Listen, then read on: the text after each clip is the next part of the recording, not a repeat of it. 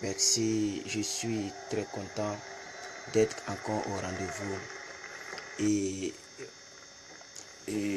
j'aimerais vraiment dire merci à Dieu, à toutes les personnes qui sont déjà connectées. Que Dieu vous bénisse et que la grâce de Dieu soit sur votre vie. Alors aujourd'hui, comme vous l'avez constaté, le chant est en train de parler du cœur et de toute la vie. Et donc, il est bon de prier, il est bon d'intercéder, de chasser les démons, de détruire beaucoup de choses. Ça, c'est bon. Mais il faudrait que le changement soit intérieur. Et vous devez comprendre qu'aujourd'hui, nous allons prier pour l'intérieur. Nous allons prier pour nos cœurs. Nous allons prier pour que nos cœurs appartiennent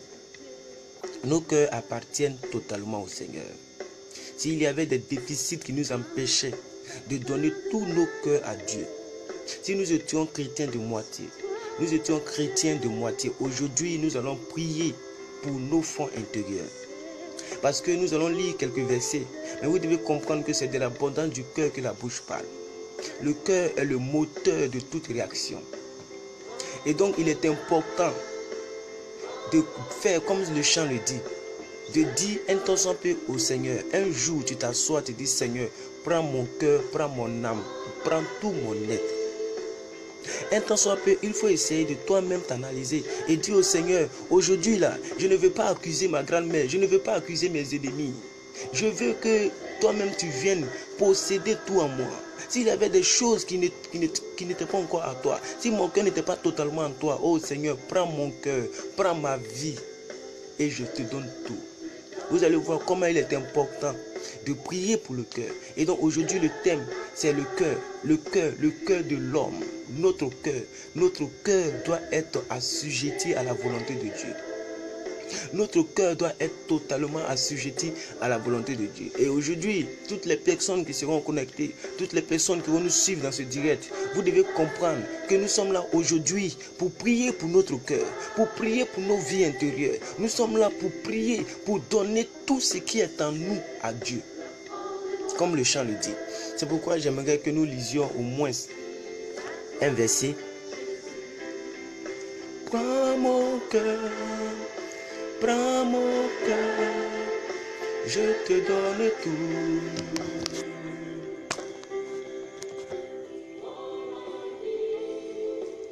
Et voici, je te donne tout. Il est important que nous prions pour nos cœurs. Aujourd'hui, c'est un moment de prière pour nos vies intérieures. Nos cœurs, nos âmes, nos vies doivent totalement appartenir à Dieu. Il a dit, ne savez-vous pas que votre corps est mon temple? Nous allons prier pour l'état de nos cœurs, l'état critique dans lequel nos cœurs sont toujours. Si nous partons à l'église, dans les temples, avec des mauvais cœurs, que ces mauvais cœurs de pierre se transforment en cœur de chair. Il dit, j'ôterai de vous le cœur de pierre et je vous donnerai un cœur de chair. Le cœur de colère doit se transformer en cœur de bonté. Le cœur de tristesse doit changer. Il faut que tu comprennes que le cœur est le centre de toute réaction. Écoutez, le cœur est le centre du système de fonctionnement de l'homme. Prends mon cœur, je te donne tout. Qu'il permette que toutes nos vies appartiennent à Dieu. Nous allons prier pour nos cœurs. Mais j'aimerais vous inviter, vous qui êtes déjà connectés, j'aimerais vous inviter à... Nous allons lire un peu la parole de Dieu. Si le son est bon, si la musique ne gêne pas trop, et que si vous m'attendez bien, faites-moi juste signe en bas. Écrivez juste OK. Rien de plus. Juste OK. Si quelqu'un de l'autre côté qui m'écoute, si tu peux écrire OK pour me dire que tu m'entends bien et que le son est bon, écrivez juste OK. Nous allons maintenant démarrer effectivement notre moment de prière, d'intercession de 4 h du matin.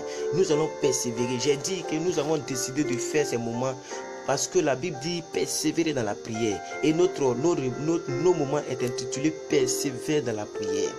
tous nos directs que nous faisons, le titre central c'est la persévérance dans la prière. Parce que la Bible dit, celui qui persévérera jusqu'à la fin sera sauvé. Et j'ai l'habitude de dire ici que le verbe sauver, ce n'est pas le fait d'aller au paradis. Non, quand on dit tu seras sauvé, ça ne veut pas dire que tu vas au paradis. Merci beaucoup pour le OK. Merci. Merci, c'est que vous m'entendez bien, c'est que la vidéo est bonne. Je suis content de votre OK que vous avez donné. C'est suffisant pour moi comme commentaire. Parce qu'aujourd'hui, nous allons prier pour un thème très capital. Nous allons prier pour un thème capital. Et donc, nous persévérons dans la prière parce que nous savons que la Bible dit celui qui persévérera jusqu'à la fin sera sauvé. Écoutez, une personne qui dort, qui passe son temps à dormir, c'est que la personne est satisfaite de sa vie. Mais nous autres, nous voulons quelque chose de grand. Nous voulons autre chose que ce que nous sommes.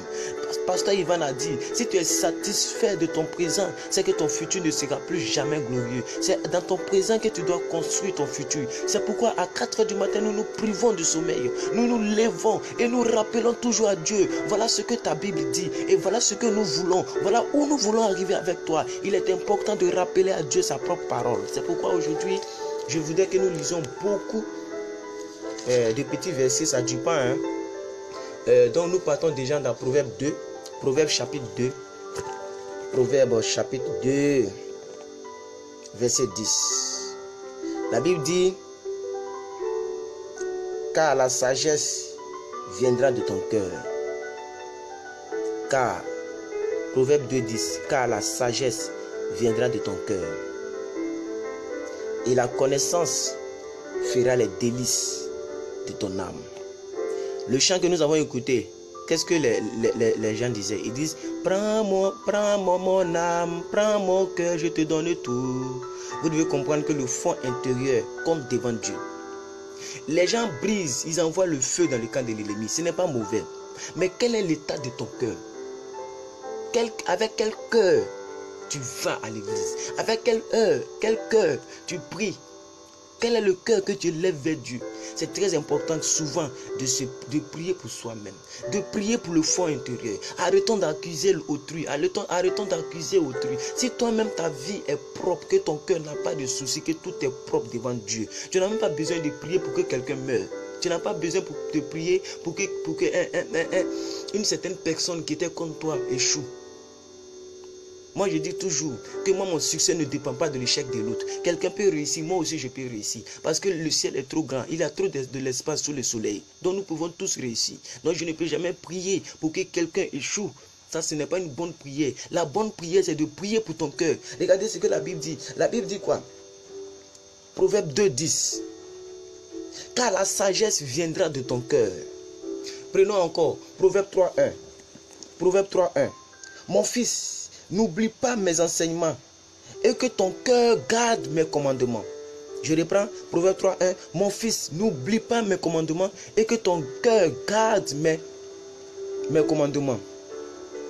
Alléluia. Nous continuons. Proverbe 3 verset 3. Que la bonté et la fidélité ne t'abandonnent point. Lis-les à ton cœur, à ton cou. Lis-les à ton cou. Écris-les sur les tables de ton cœur. Il pleut un peu. Je ne sais pas si la pluie vous gêne. Je ne sais pas si vous sentez la pluie, mais il pleut actuellement. Mais comme je suis trop proche de l'appareil, peut-être que vous m'entendez. Voilà. Sinon, il pleut actuellement ici. Donc, Proverbe 3, verset 3. La Bible dit que la bonté et la fidélité ne t'abandonnent point. Il dit, lis-les à ton cou et écris-les sur les tables de ton cœur. Alléluia. Nous continuons toujours. Proverbe 3, verset 5.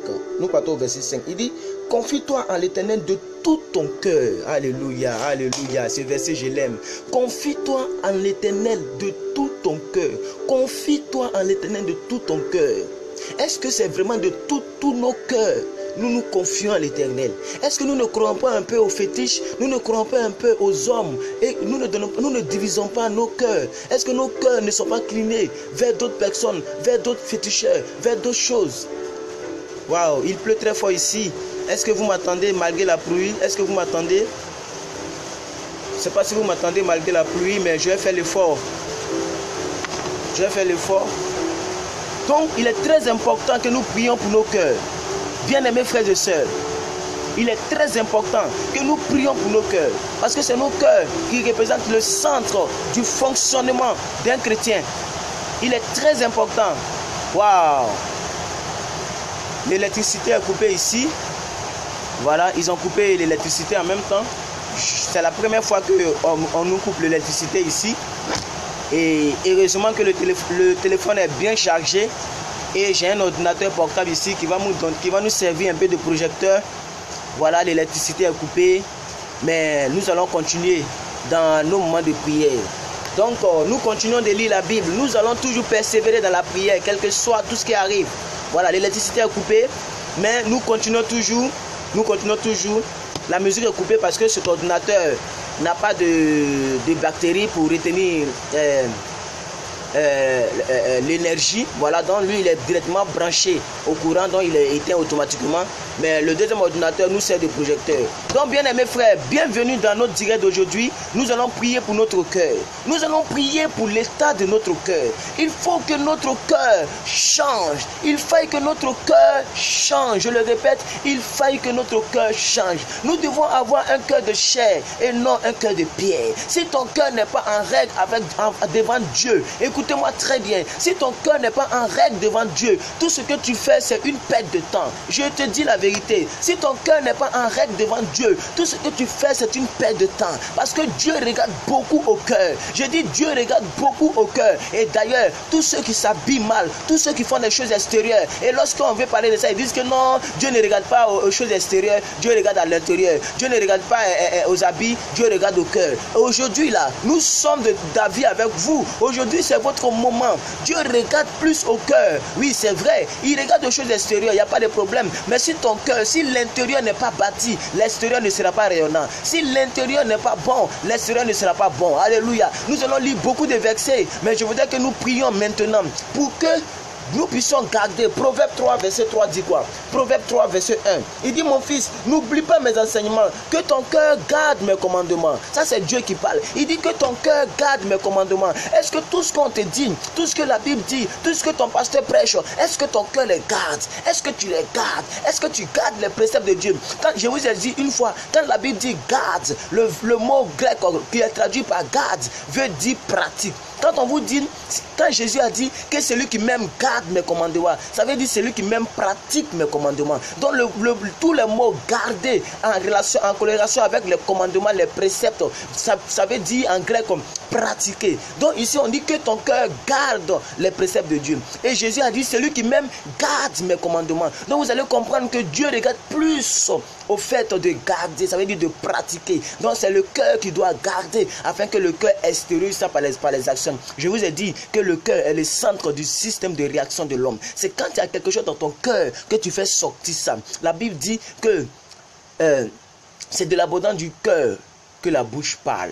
Et la Bible a si bien dit. Parce que c'est le cœur qui envoie l'information au système nerveux. Et le système nerveux envoie ça. Et ça devient maintenant une réaction. Donc c'est l'information qui se transforme en réaction. C'est l'information qu'il reçoit. C'est cette information-là qui permet que tu réagis. Quand par exemple on t'appelle, on dit ton dossier a été validé. Tu peux venir travailler le lundi prochain. Le cœur prend ça, il envoie l'information au système nerveux. Et la réaction se transforme en joie. Tu ris de partout, tu cries de partout. Tu salues tes parents, tu appelles tes pasteurs. Oh, Dieu m'a béni. Parce que ta journée sera une journée de joie. Pourquoi? Parce que la réaction est arrivée là. Donc c'est le cœur qui compte. Écoutez-moi très bien. Nous ne faisons pas des directs pour vous faire plaisir. Non, non, non, loin de là. Je ne peux pas payer mes passes chaque fois. À beaucoup d'argent que je mets dedans chaque jour pour faire plaisir à quelqu'un. Il faut que mes directs portent. Il faut que mes directs portent dans vos vies. Il faut que quelque chose se passe dans vos vies. De sorte qu'au travers de nos directs, qu'il y a un changement radical.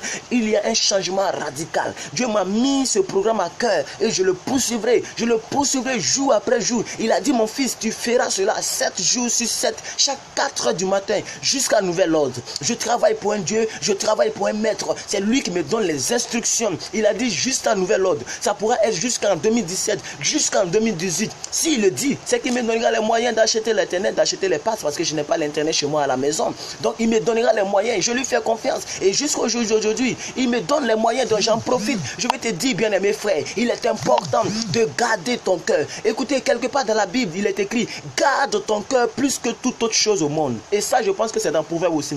Il a écrit, garde ton cœur plus que toute autre chose au monde. Parce que c'est de ton cœur qu'il y a le trésor de ta vie. La Bible dit, là où il y a ton cœur, c'est que c'est là où il y a ton trésor. Ton cœur est où? Ton cœur est où? Est-ce que ton cœur est entièrement en Dieu? Est-ce que ton cœur appartient entièrement en Dieu? Si ton cœur appartient entièrement à Dieu, c'est que Dieu est ton trésor. Mais si c'est le contraire, c'est que réellement Dieu n'est pas ton trésor. Or, la Bible dit, garde dans ton cœur les choses de Dieu afin que la bonté vienne. Continuons de lire.